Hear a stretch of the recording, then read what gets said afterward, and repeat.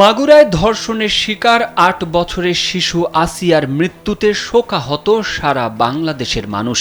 ধর্ষকদের দ্রুত বিচারের দাবিতে ক্ষোভে ফেটে পড়ছেন তারা। আসিয়ার মৃত্যুতে গভীর শোক জানিয়েছেন হেফাজতে ইসলাম বাংলাদেশের আমির আল্লামা মুহিবুল্লাহ বাবুনগরী ও মহাসচিব মাওলানা সাজিদুর রহমান। বৃহস্পতিবার সংবাদ মাধ্যমে দেওয়া বিবৃতিতে তারা বলেন, কয়েকদিন মৃত্যুর সঙ্গে লড়াই করে পাশবিক নির্যাতনের শিকার শিশু আসিয়া আল্লাহর ডাকে সাড়া দিয়েছেন।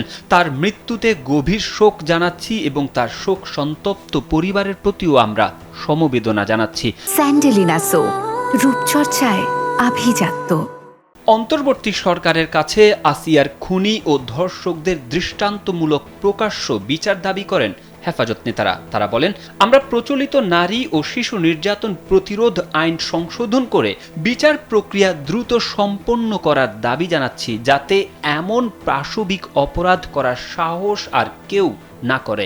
ইসলাম এজন্যই এসব অপরাধের শাস্তি প্রকাশ্যে দেওয়ার বিধান রেখেছে। তারা আরও বলেন, ৮ বছরের শিশু কন্যা আসিয়ার নৃশংস ধর্ষণের শিকার হওয়ার ঘটনা জাহেলি যুগের বর্বরতাকেও হার মানিয়েছে।